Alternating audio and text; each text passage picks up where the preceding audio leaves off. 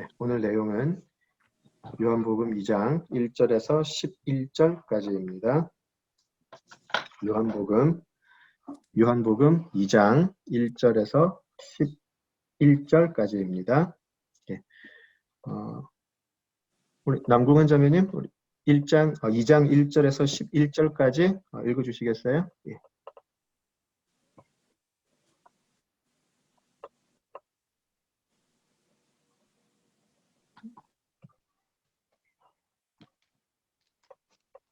이제 들리세요? 네. 네. 사흘째 되던 날 갈릴리 가나에 혼례가 있어 예수의 어머니도 거기 계시고 예수와 그 제자들도 혼례의 청함을 받았더니 포도주가 떨어진지라. 예수의 어머니가 예수에게 이르되 저들에게 포도주가 없다 하니 예수께서 이르시되 여자여 나와 무슨 상관이 있나이까 내 때가 아직 이르지 아니하였나이다. 그의 어머니가 하인들에게 이르되 너희에게 무슨 말씀을 하시든지 그대로 하라 하니라. 거기에 유대인의 정결 예식을 따라 두세 통 드는 돌 항아리 6이 놓여 있는지라. 예수께서 그들에게 이르시되 항아리에 물을 채우라 하신즉 아귀까지 채우니 이제는 떠서 연회장에게 갖다 주라 하심에 갖다 주었더니 연회장은 물로 된 포도주를 맛보고도 어디서 났는지 알지 못하되 물 떠온 하인들은 알더라. 연회장이 신랑을 불러 말하되 사람마다 먼저 좋은 포도주를 내고 취한 후에 낮은 것을 내거늘 그대는 지금까지 좋은 포도주를 두었도다 하니라. 예수께서 이 첫 표적을 갈릴리 가나에서 행하여 그의 영광을 나타내심에 제자들이 그를 믿으니라. 아멘. 네, 기도하시겠습니다. 아버지 하나님 은혜를 감사합니다. 오늘도 저희들에게 요한복음을 통해서 말씀해 주시고 저희들에게 하나님의 인자하심과 사랑하심과 또 구원하심을 알려주심을 감사합니다. 오늘의 나눔을 통해 저희들이 하나님의 뜻을 헤아릴 수 있게 하시고 오직 그리스도의 영이 우리 모두에게 임하사 하나님의 뜻을 온전히 알고 우리들의 삶에서 또 열매 맺을 수 있는 그 은혜를 허락하여 주시옵소서. 예수님 이름으로 기도드립니다. 아멘.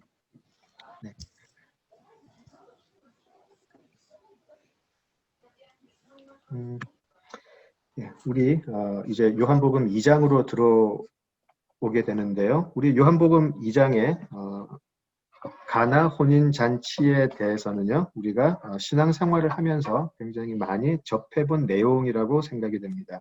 특별히 우리 요한복음에는 7가지의 표적이 등장을 하죠. 그래서 우리가 주일학교 때 7가지 표적을 외우기도 하고 또 그 뭐 성경 퀴즈 대회 그런 거 해가지고요, 우리 주일학교에서 그런 거 했던 그런 기억이 납니다. 예, 그런 기억이 나시는 분들은 어렸을 때 주일학교를 다니신 분들이고 그런 기억이 없으신 분들은 이제 나중에 믿으신 분이라고 짐작할 수가 있죠.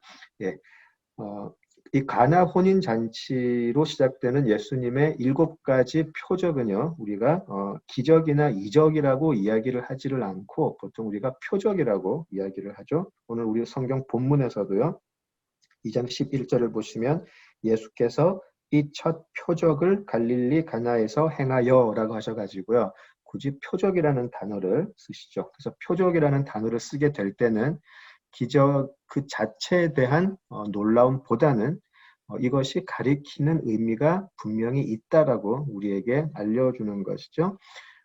사도 요한이 이 복음서를 이제 쓰게 된 동기가 또 그 의도가 분명히 나는 이 글을 통해서 이 예수 그리스도에 대한 기록을 통해서 예수 그리스도가 하나님의 아들이심을 믿게 하기 위함이다. 그리고 너희들이 그것을 믿어서 생명을 얻게 하기 위함이다 라고 했기 때문에요, 이 표적이 무엇을 가르치는가는 쉽게 알 수가 있죠.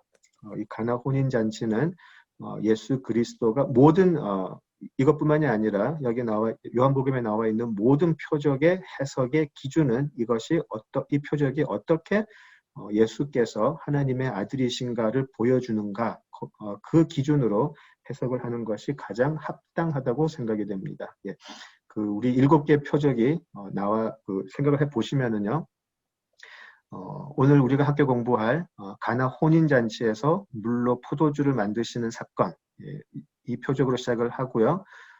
그리고 두 번째 왕의 신하 아들을 고쳐주시고 또 세 번째 38년 된 병자를 고쳐주시며 네 번째 오병이어의 사건이 있죠. 그리고 다섯 번째 표적이 물 위를 걸으시며 또 여섯 번째 소경을 고치시고 마지막 죽은 나사로를 살리시고 하는 그런 표적들이 있는데요.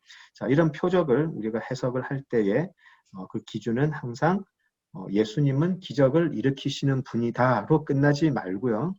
예수님이 기적을 일으키시는데 그것이 어떻게 예수님의 하나님의 아들 되심을 가르치는가 그런 시각으로 볼 수 있으면 좋겠습니다. 물론 예수님은 기적을 일으키시는 분이다라는 그 자체도 틀린 것 아니고요. 우리가 이제 너무 그 기적에 대해서 이렇게 좀 특히 요즘 이제 좀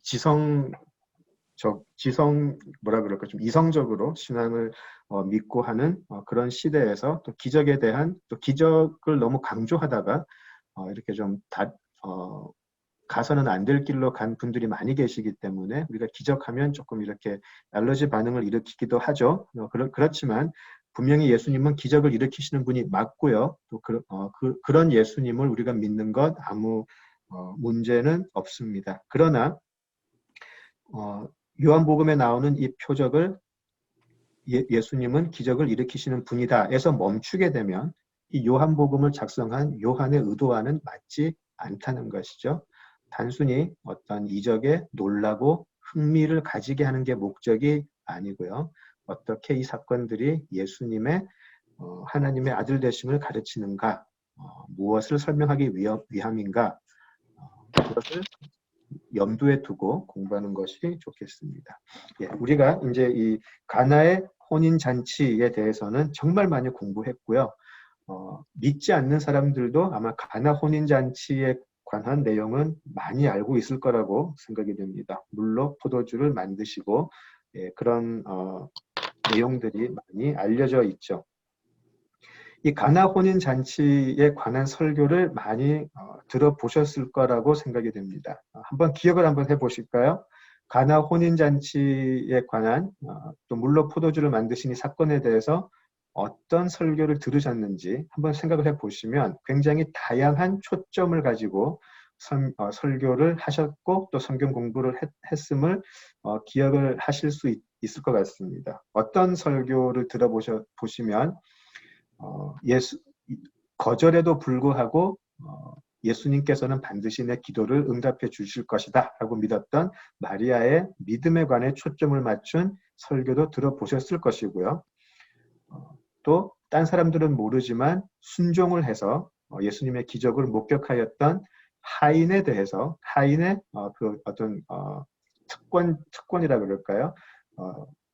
그 하인의 초점을 맞춘 설교도 들어보셨을 것이고요. 또 물이 포도주로 변했다라는 사실에 이제 초점을 맞추어서 예수님은 본질을 변하게 하시는 분이다. 또 그렇게 초점을 맞춘 설교도 많이 들어보셨을 것이라고 생각이 됩니다. 예, 이 11절이라는 짧은 구절을 통해서 이렇게 많은 초점을 가지고 또 다양한 초점을 가지고 우리가 해석을 할 수 있죠. 모든 해석들이 틀리지 않고 다 옳다라고 생각이 됩니다. 다 다룰 수는 없는 것이고요. 오늘 우리가 함께 나눠볼 이 해석의 초점은 예수님의 그 마리아에 대한 그 요청에 대한 예수님의 대답, 여자여, 내가 무슨 상관이 있습니까? 라고 했던 오늘 그 질문을 가지고 오늘은 한번 이 공부를 해보도록 하겠습니다. 예, 우리 2장 1절을 한번 보시죠. 사흘째 되던 날 갈릴리 가나에 혼례가 있어 예수의 어머니도 거기 계시고라고 이렇게 이제 이 표적의 기록이 시작이 됩니다. 가나에 혼례가 있어라고 하니까 그냥 혼례가 있었나 보다 이제 그렇게 생각이 되죠. 그런데 제가 조금 다르게 한번 말씀을 드려볼게요. 제가 여러분에게 추석이라 그러면 어떤 생각이 드시나요? 저는 그냥 추석이라고 하지만 연상돼서 떠올려지는 많은 이미지들이 있을 것 같아요. 그죠? 추석하면 송편 생각나고요. 민족이 대이동을 해야 되니까 그 꽉 막힌 고속도로가 생각날 수도 있을 것이고요. 어, 그, 그게 설날인가요? 추석인가요? 그 새 옷을 입는 때가 추석 맞나요? 그죠? 예. 추석 때 까까옷이라 그랬잖아요, 옛날에. 쓸데없는 거 기억을 좀 잘해요, 이런 거. 예. 그런 것도 연상이 될 것이고요. 예. 저는 추석 그러면 이제 그 예전에 저희 할아버지 시골에 가서 이제 예, 소나무 잎으로 이렇게 송편 만들어서 먹고 이제 뭐 그런 거 기억이 나거든요. 자, 똑같은 이미지를 가지고 2장 1절을 다시 한번 보겠습니다. 사흘째 되던 날 갈릴리 가나에 혼례가 있어라고 되어 있잖아요. 갈릴리 가나에 혼례가 있다라는 이 짧은 표현 속에서요. 당시 유대인들은 어떤 생각을 했을까요? 그냥 단순히 갈릴리에 가나에 혼례가 있었나 이 정도가 아니고요. 와, 그 동네 그날 난리 났었겠구나 그런 생각이 들었을 것 같아요. 그 당시에 혼례가 있었다라는 그 말 하나만 가지고도 이 사람들은 야, 동네가 들썩거리는 한 일주일 정도의 잔치가 있었겠구나. 거기 정말 온갖 사람들이 그 동네에 가득해서 정말 먹고 마시고 즐겁게 시간을 보냈겠구나. 라는 생각이 저절로 들었을 거예요. 굉장히 중요하고 어쩌면 그들의 삶 속에서 가장 기쁜 시간이 있었겠구나로 자연스럽게 생각을 했을 거라고 추정할 수가 있죠. 우리가 추석 그랬을 때에 당장 아이고 제사 가서 나는 전 부쳐야 되겠구나 같은 거를 자기 입장에 따라서 먼저 생각을 하듯이 고생을 하겠구나. 예. 제가 지금 화면을 보니까 굉장히 웃으시는 분이 계시네요. 예. 예, 그런 거죠. 그래서 이 갈릴리 가나에 혼례가 있었다라고 한다면 유대인들은 굉장히 그런 식의 생각을 했을 것 같아요. 야, 맛있는 포도주도 한번 마음껏 마셔보고 정말 우리 그 일상 속에서 가장 기쁜 시간이었겠구나를 생각을 했을 거라는 것이죠. 제가 좀 찾아봤었어요. 그 당시에 이제 혼례에 관해서 이런 혼인잔치가 있을 때 당시 그 상황이 어땠는가 좀 잠깐 찾아봤는데요. 얼마나 이 혼인잔치가 그 당시 사람들에게 중요했냐면은요. 그 신랑의 들러리들은요. 유대인 성인 남자들은 반드시 지켜야 하는 3대 명절이 있었어요.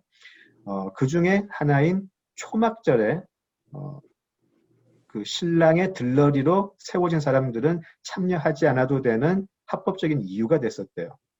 정말 목숨을 걸고 그런 절기들을 지켰던 사람들인데요. 신랑의 들러리들은 그 3대 명절을 잠깐 빠져도 아무런 흉이 되지 않을 정도로요. 굉장히 중요했다라는 것이죠. 또 하객은 내가 그 사람이랑 가깝건 가깝지 않건 많이 불러서 많이 오는 게 좋았고요. 많이 참여하는 게 굉장히 중요했고 심지어 가까운 사람들은 자기들이 기르던 개들도 데리고 오라고 초청을 할 정도로 굉장히 크고 기쁜 시간이었다라는 것이죠. 그래서 그렇게 많은 사람들이 한꺼번에 몰려오고 그것이 또 뭐 몇 시간 한 번 뭐 그 피로연하고 끝나는 게 아니고 굉장히 오랜 시간 며칠을 계속 했던 축제였기 때문에요. 비용도 엄청나게 들었을 것이라고 우리가 상상할 수 있죠. 그런데 이제 혹시라도 음식이 모자라거나 또 술이 모자라면 양가 가족은 이제 그 마을에서 그 지역에서 오랫동안 손가락질을 받아야 하는 것이죠. 그 일부러 그래서 음식과 술은 혼인잔치가 끝이 나도 많은 양이 남을 수 있도록 굉장히 세심하게 준비를 했다는 것이죠. 그래서 이런 중요한 자리에서 오늘 우리가 보았던 것처럼 포도주가 중간에 떨어졌다라고 하는 것은 이 잔치를 준비한 가문, 그러니까 이 부부뿐만이 아니고 이 가문이 앞으로 그 공동체에서 평생에 견디기 힘든 어떤 스티그마를 가지고 살아야 할지도 모르는 사건이었다라는 것이죠.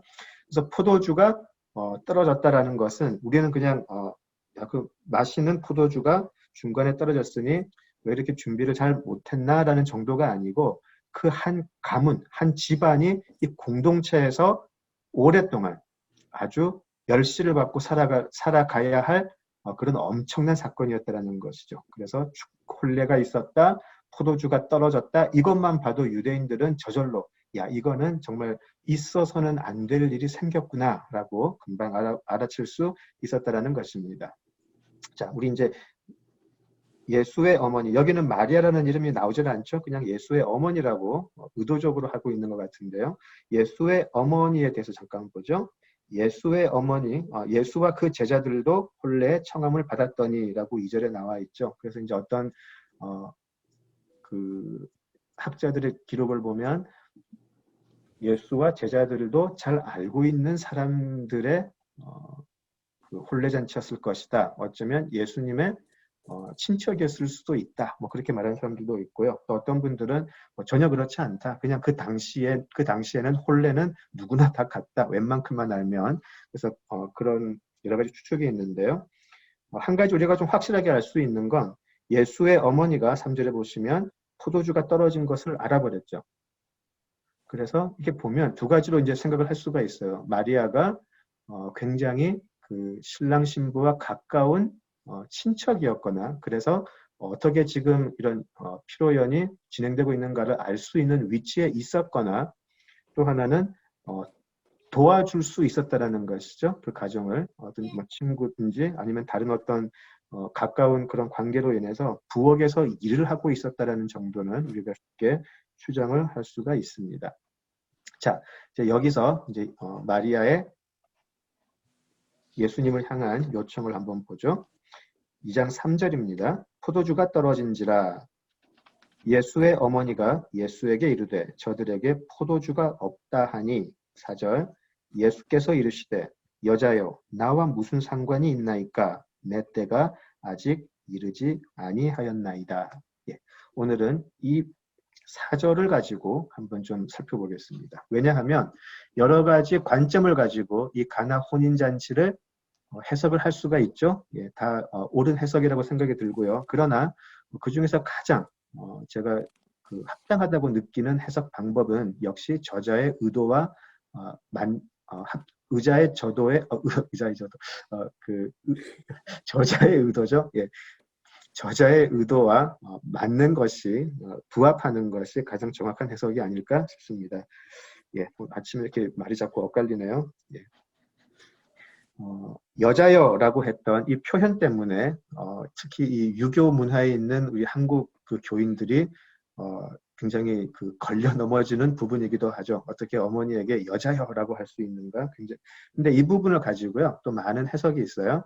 어떤 해석하는 사람들을 보면 여자여라고 했지만 뭐 그게 사실 그렇게 모진 말은 아니었다. 그렇게 뭐 어떤 경멸하면서 아주 막 그 어머니에게 그렇게 좀 무례하게 한 건 아니었다. 뭐 그렇게 또 말씀하시는 분도 계시고, 또 어떤 분들은 또 정반대로 이것은 굉장히 어머니에게 큰 존경의 의미를 담고 있는 그런 표현이었다. 뭐 그렇게 주장하는 신학자들도 있는 것은 사실입니다. 그런데 결론적으로 간단하게 말씀을 드리면 지금 이 표현은요, 여자여라고 했던 이 표현은 어머니를 어떤 무시하거나 무례하게 대한 것은 아니지만, 그렇다고 해서 이 표현이 굉장히 자연스럽다고도 말할 수가 없는 건 사실이에요. 이 표현이 어머니에게 그냥 쉽게 할 수 있는 표현은 아니었다라는 것은 사실이라는 거죠.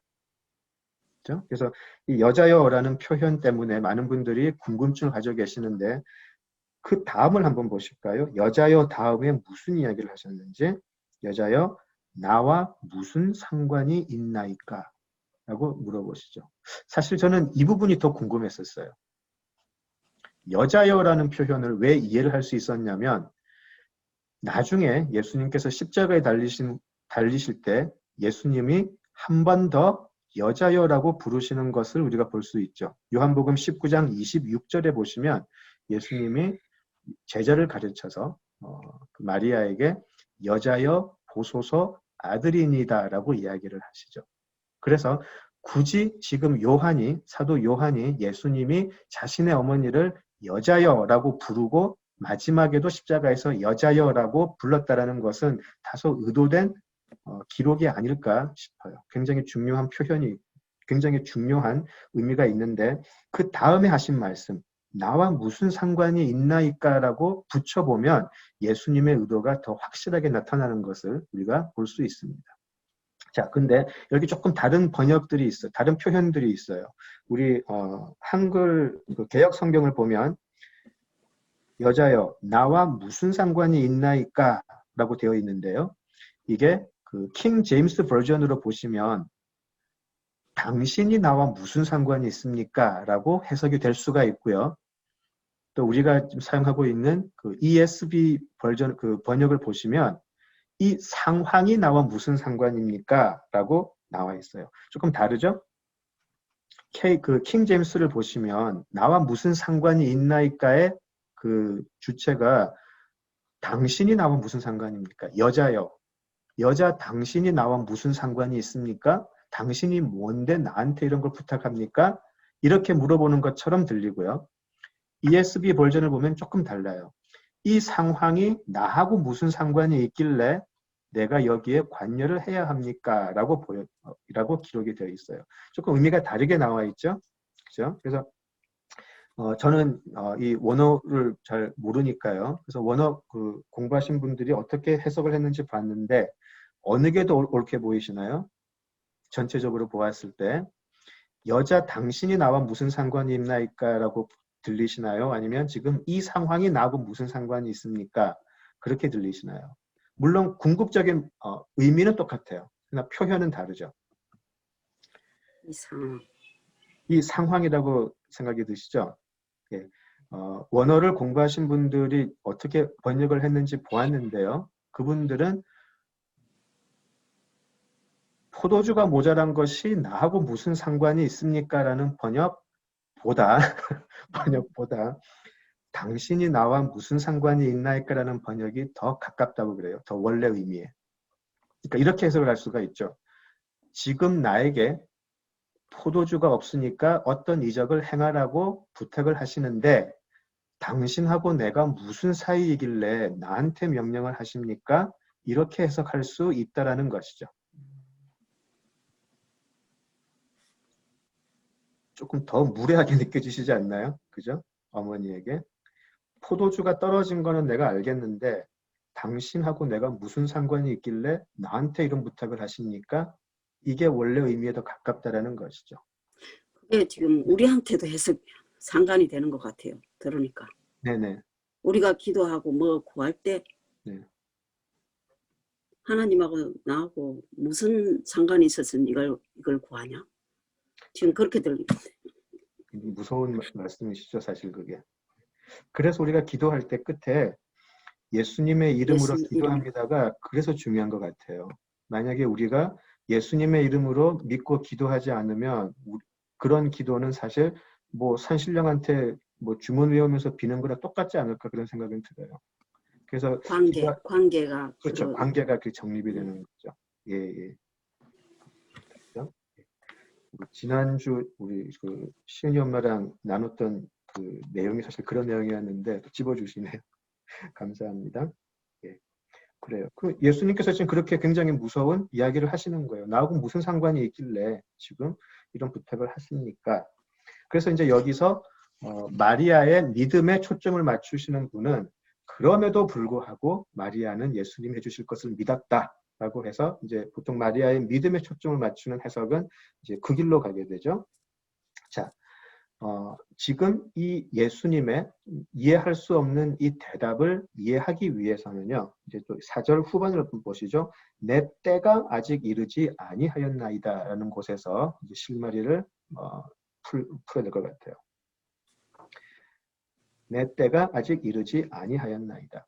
요한복음을 공부 많이 하셨을 많이 하셨겠죠? 예, 많이 하셨을 텐데 요한복음에 나오는 또 중요한 그 개념 중에 하나가 때라는 거죠. 시간.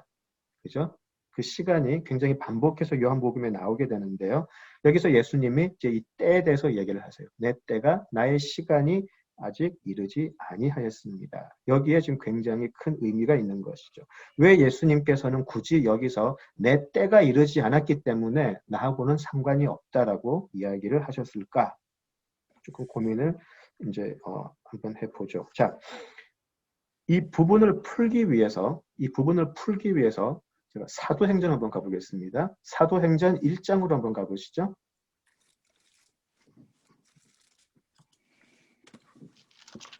사도행전 1장 21절, 22절을 한번 보시겠습니다. 사도행전 1장 21절, 22절. 우리 박희경 집사님 읽어주시겠어요? 이러함으로 요한의 세례로부터 우리 가운데서 올려져 가신 날까지 주 예수께서 우리 가운데에 출입하실 때에 항상 우리와 함께 다니던 사람 중에 하나를 세워 우리와 더불어 예수께서 부활하심을 증언할 사람이 되게 하여야 하리라 하거늘. 지금 이 상황은 아시겠지만 유다가 자살한 후에 12번째 사도를 다시 뽑을 때 자격을 사도로 뽑힐 수 있는 자격을 요한의 세례부터라고 정한 것을 볼 수가 있어요. 그러니까 그 당시에 사도들이 사도를 정할 때 예수님의 공생애의 처음과 끝을 목격한 사람이 가장 기준이 되는 거죠. 일단 그 여러 제자 중에서 사도를 뽑을 때 유다의 자리를 메꿀 수 있는 사도를 뽑을 때의 조건이 예수님의 그 세례부터 예수님의 십자가까지 부활까지를 본 사람을 세운다고 우리가 볼 수 있어요. 그죠? 다시 말하면 사도들이 그것을 예수님의 사역의 목격의 처음과 시작을 세례부터 부활로 보았다는 것은요. 오늘 우리가 이 본문을 해석하는데 또 중요한 하나의 키가 될 수가 있어요. 우리가 공생의 이야기를 하게 되는데 요한의 세례 이후부터 예수님은 공생애를 시작을 하게 된다는 것이죠. 그죠? 자, 오늘 이 가나의 혼례 잔치는요. 요한의 그 세례를 받으시고 제자들을 부르신 후에 일어나는 사건들이에요. 그죠? 자, 그렇다면 사도들이 정의한 예수님의 공생애에 이미 이 사건은 지금 그 후에 공생애가 시작된 후에 있는 사건이 되는 것이죠. 그죠? 자, 그렇다면 아까 우리 김 교사님께서 기도하실 때에 하나님의 시간이라는 표현을 쓰셨거든요. 자, 지금 예수님은 하나님의 아들로서 이 땅에 오셔서 이제 이미 공생애를 시작하시고 있는 상태가 돼요. 그죠? 요한의 세례 이후부터이기 때문에. 자, 그렇게 되면 지금 예수님께서 그 어머니인 마리아에게 하시는 그 말씀은요. 당신은 지금 나에게 아들로서 무언가를 부탁을 하려고 하고 있는데 나는 지금 당신의 아들로서의 삶을 살아가고 그 시간을 살고 있는 게 아닙니다라는 것을 분명하게 보여주시는 거예요. 지금 당신은 지금 지난 30여 년 동안 나를 키워오면서 내가 여러 가지 이적도 보여주고 했던 또 범상 그리고 사실 누구보다도 성령의 잉태로 태어나신 분이라면 그 어머니는 늘 이 예수에 대해서 좀 다른 생각을 가지고 있었을 거예요. 어떤 생각을 가졌는지 정확하게 알 수 없지만 자신이 생각했던 예수가 누구이며 어떠한 삶을 살아갈 것이라는 기대 같은 건 있지 않았을까 싶어요. 그리고 이런 상황 속에서 예수님은 분명히 이런 절망적인 시간에 무언가 바꿀 수 있는 능력이 있다고도 알았을 거예요. 그죠? 자, 그러나 지금 예수께서 여자여 나하고 당신이 무슨 상관이 있습니까? 아직 내 때가 오지 않았습니다. 라고 했던 그것은 마리아에게 지금 나는 당신의 아들로서의 시간을 살고 있는 게 아니고 하나님의 아들로서의 시간을 살고 있는 것입니다. 라고 이야기를 하신다는 것이죠. 이제 예수님의 사역은 이미 시작이 되었고요. 아들로서의 삶이 아닌 메시아로서 자신을 부르신 아버지 하나님의 시간 테이블에 따라서 이제는 철저히 움직이신다라는 것이죠. 조그마한 이적 하나를 일으켜도 그것은 이제 하나님의 명령에 따라야 되는 이적이고요. 어떠한 언행도 자신이 하나님의 아들이고 메시아이심을 나타내는 것으로만 결론지어야 한다라는 것이죠. 그것이 예수님의 성육신을 통해 오신 예수님의 공생애의 목적이기 때문입니다. 이 공생애가 언제 마무리가 되나요? 십자가 위에서 여자여 보소서 아들이니다라고 하면서 다시 한번 그때 여자여라고 하시면서 예수님의 공적인 이제 그 사역이 거의 끝이 나게 되고 새로운 아들, 육적인 아들이 사도 요한이라고 하죠. 육적인 어머니를 섬기게 되는 것이죠. 예수님의 사역은 인간으로는 오셨지만 이제 공생애를 시작하시는 이 시점에서는 인간으로서의 모든 관계, 모든 제도, 관습 다 벗어버리고 행하셔야 할 것이었습니다. 예수님은 오직 아버지의 명령만 따르고 이루셔야 했다는 것이죠. 자, 마리아의 마음을 한번 생각을 해보실까요? 우리 가장 쉬울 것 같아요. 우리 엄마의 마음으로 한번 돌아가 보실까요? 우리 자녀를 두고 있는 엄마의 마음으로 한번 돌아가 보시죠. 예수님의 범상함을 가장 잘 알고 있는 사람은 마리아. 잉태했었고 태어나게 했고 이때까지 길러왔던 엄마 마리아가 가장 예수님의 범상함을 잘 알고 있었겠죠.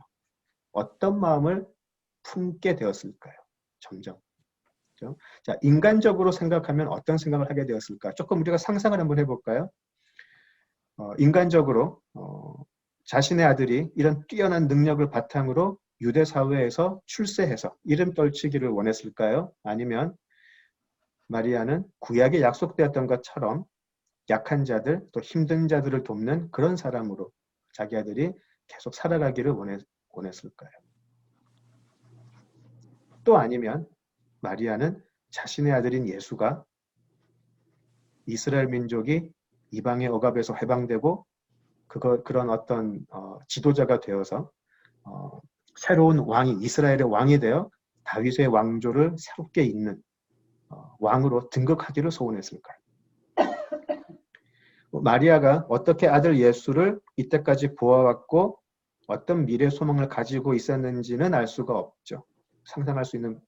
상상할 뿐이지만 그러나 한 가지 분명한 것은 마리아는 메시아의 길이 십자가와 부활의 길로 가는 것임을 알지는 못했다라는 것이죠. 예수님이 생각하셨던, 예수님이 알고 계셨던 메시아의 길은 십자가의 고난의 길이었고요. 죽음의 길이었고 그리고 부활의 길이었죠. 그때 예수님의 십자가에서 내가 다 이루었다라고 하는 그때 하나님의 자녀들을 위해서 대속의 그 모든 사명을 다했을 때 그때 예수님은 메시아로서 선포가 될 텐데요. 보여질 텐데 그때는 아직까지 임하지 않았다라는 것이죠. 그것이 아버지 하나님으로부터 받았던 예수님의 사명이었고 소명이었고 또 하나님의 약속의 이루심의 때였다라는 것이죠. 지금 마리아는 이 포도주 하나를 가지고 예수님의 능력을 보여달라고 했는데요. 이런 걸 가지고 지금 예수님이 자신이 하나님의 아들이다라고 보여줄 수는 없다라는 것이죠. 그때는 아직까지 이르지 않았다라는 것이죠. 자, 마리아는 지금 어떤 한 가문이, 한 가족이 앞으로 오랫동안 공동체 안에서 수치를 받으며 웃음거리가 되어서 살아갈 수밖에 없는 그런 상황 앞에서 예수님께 도움을 청했습니다. 모르겠어요. 예수님이라면 이런 상황을, 이런 절망과 같은 상황, 사실 육의 눈으로 보면 절망이었죠. 이 가족이 지금 이제 공동체 안에서 살아갈 수 없을 만큼의 손가락질을 받게 되는 그런 절망의 순간에 예수님이라면 어떠한 능력을 통해서 해결할 수 있을 거라는 믿음이 있었을 수 있었고요. 또 하나는 어쩌면 이 기회를 통해서 예수님의 능력이 이제는 좀 드러나기를 원하지 않았을까? 그런 마음이 있었던 마음을 우리가 상상해 볼 수 있습니다. 예수님의 차가운 반응, 거기에 대한 예수님의 차가운 반응. 그런데 또 재밌는 것은요. 예수님은 또 들어주시죠. 그러고 나서. 그렇게 어머님에게 모진 말을 한 것 같지만 또 예수님은 돌아서서 또 그 일을 이루시더라는 것이죠. 그죠? 자, 그런데 우리가 지금까지 공부한 복음서 내용을 한번 잘 생각을 해 보실까요? 예수님의 이런 모습이 사실 가나의 혼례 잔치에서만 나오는 건 아니죠. 우리 복음서를 잘 생각을 하시면 예수님은 사실 이 패턴을 반복해서 따라가세요. 우리 마가복음 공부할 때 그 기억나시나요? 가나안의 한 여인이 와서 자기 딸이 너무 아픈데 고쳐달라고 했을 때 예수님이 거절하시잖아요. 그죠? 그래서 개들도 주인의 상에서 떨어진 부스러기를 먹습니다라고 했을 때 예수님이 믿음이 크다 칭찬하시면서 살려주시잖아요. 이런 내용들이 사실은 복음서에 가득 차 있어요. 그리고 예수님께서는 이런 처음에는 부탁을 받으셨다가 거절하시지만 결국은 그것을 또 들어주시는 그 패턴이 여러 번 보이죠. 이것은 우리가 예수님께서 뭔가 단순히 어떤 사람이 부탁을 했을 때 그것을 들어주고 해결하고 이런 모습으로 보이시기보다는 그 해결 자체는 이루어주지만 과연 이 간구와 그 간구가 해결되는 그 상태에서 예수님께서는 무엇인가를 가르치기를 원하셨다는 것이죠.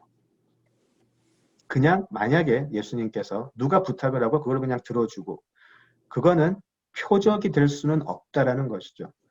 예수님께서는 그런 이적을 행하시는 굉장히 능력 있는 분으로는 보이시겠지만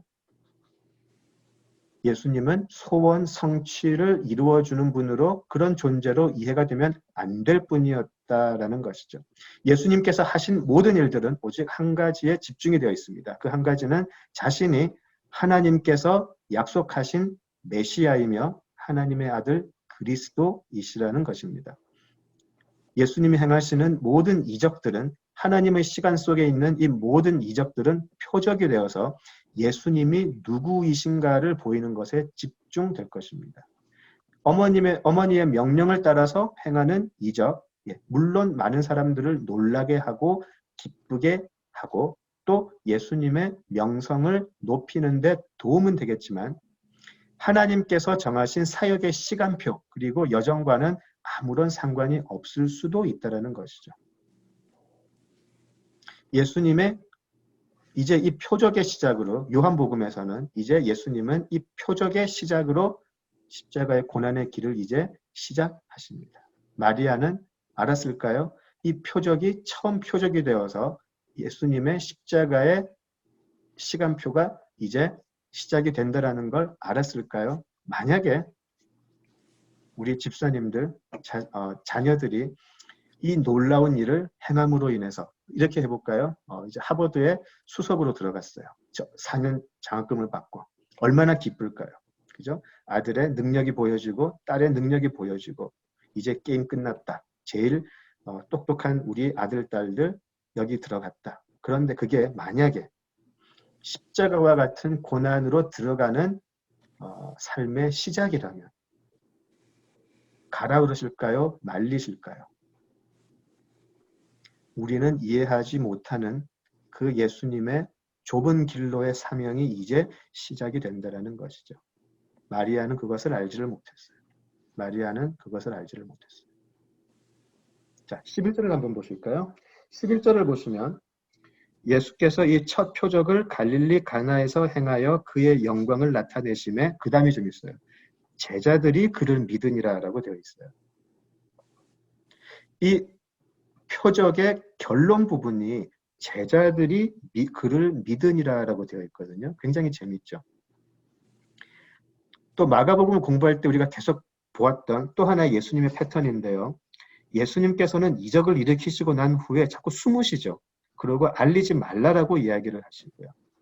예수님은 자신의 어떤 그런 이적을 통해서 자신의 어떤 신비적인 능력이 드러나는 것은 원하지 않으셨어요. 왜냐하면 오히려 그것이 하나님께서 본인에게 명하신 메시아의 길을 가게 되는데 방해가 되기 때문에 오히려 예수님은 그 이적의 자리에서 떠나시거나 이적의 대상에게 조용히 있어라, 가만히 아무한테도 얘기하지 마라라고 당부하는 것을 자주 보게 됩니다. 근데 여기서는 제자들이 그를 믿었다라고 되어 있거든요. 어쩌면 마리아의 믿음, 하인들의 순종 다 중요한데요. 어쩌면 이 첫 표적을 사도 요한이 굳이 기록했던 이유는 본인에게 예수님이 누구이신가를 알게 하는 첫 단추가 되지 않았을까라고 우리가 상상할 수 있습니다.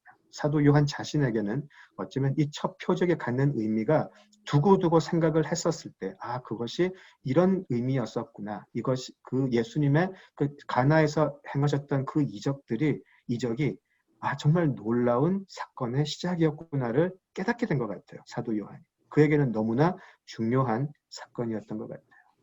어쨌거나 제자들은 물이 포도주로 변하는 것을 보았어요. 제자들은. 그죠? 이미 몇 제자들은 예수님에게 랍비라 그러고 그리스도 하나님의 아들이라 그러고 왔지만 사실 그들의 그 당시의 고백은 사실은 의미 없는 잘 알지도 못하면서 나왔던 어떤 그런 고백이었겠지만 이제 인자 위에 천사들이 오르락내리락 거리면서 하늘과 땅이 연결되는 그 사건이 펼쳐지기 시작했던 본격적으로 시작되었던 사건이 가나의 혼인잔치, 바로 물이 포도주로 변하는 그 본질이 변하는 그 사건 속에 있지 않았는가 사도 요한은 생각했을 것 같아요. 지금 예수님은 마리아의 명령에 따라서 이적을 일으키신 게 아니고요. 예수님은 하나님의 명령, 하나님의 시간 테이블 속에서 지금 이 이적을 행하셨으며 이 이적의 결국은 제자들이 믿게 됨, 그리고 나아가서 제자들을 통해서 예수님을 배우는 우리들이 믿게 됨, 이 자리까지 가게 된다는 것이죠. 마리아의 청함을 듣고 예수님이 이 일을 행하셨다면 그것은 하나의 그냥 기적으로, 이적으로 남을 수 있겠지만 이것은 믿음으로 결론 지어진다는 것이죠. 우리 믿음 생활 속에 예수님의 기적, 부인하면 안 되지만 여기에만 초점을 가지게 되면 우리의 믿음은 기복신앙으로 흐를 수 있죠. 우리 모두가 자유롭지 않은 부분이라고 생각이 되는데요. 그러나 예수님은 정확한 때, 그리고 예수님의 주인이 누구이신지를 확실하게 하신 후에 그 스케줄에 따라서, 그 인도하심에 따라서 그 이적들을 행하시더라는 것이죠. 자, 지금 이 가나의 혼인잔치, 이것이 제자들에게 어떤 믿음을 주었을까요? 이제 앞으로 제자들은 더 보게 될 텐데 이 제자들은 과연 예수님이 하나님의 아들이심을 깨닫게 되는 출발점이 여기에 있더라는 것입니다. 육신의 어머니인 마리아의 명에 따라서 행한 것이 아니고 분명히 아무 상관이 없고요.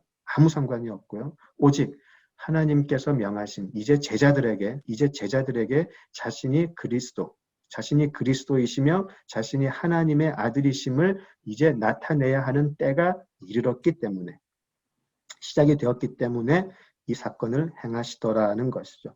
이제 요한복음 계속 우리가 공부해 가면서 과연 예수님은 어떠한 모습으로 우리에게 하나님의 아들이심을 보여주시는가, 그것을 우리가 아는 것이 굉장히 중요하다 생각이 됩니다. 예수님께서는 지금 믿지 않는 자들, 그리고 하나님과 상관없는 그 어떠한 이적에는 상관이 없으시죠. 그렇죠?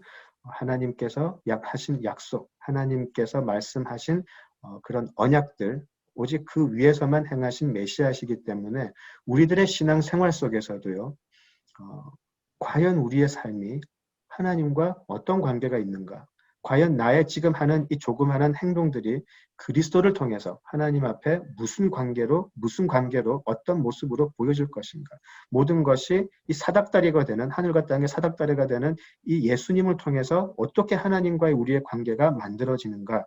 이제 거기에 집중을 해야 된다는 것이죠. 요한복음 2장 첫 부분, 또 요한복음에서 나오는 첫 표적 가나의 혼인잔치는 이 하나님의 시간 속에서 움직이시는 예수님의 메시아 사역, 그 관점으로 해석을 하면 가장 좋지 않을까 싶습니다. 우리 각자의 삶 속에서 이 물이 포도주로 변하게 하신, 그래서 우리에게 본인이 그리스도이심을 보여주게 하신 예수님, 그 예수님의 이런 기적들, 그리고 그리스도 되심이 우리들의 삶 속에 좀 충만하게 일어나면 좋겠습니다. 아멘. 기도하시죠. 아버지 하나님, 본질상 진노의 자녀였던 우리들이 그리스도를 통하여 하나님의 자녀가 되는 권세를 누리게 됩니다. 그 당시 사람들은 알지 못했지만 우리는 압니다. 오직 예수님만이 하나님의 아들이시며 예수님만이 이 본질상 진노의 자녀인 우리를 하나님의 자녀로 만드실 수 있는 분이라는 것 우리가 압니다.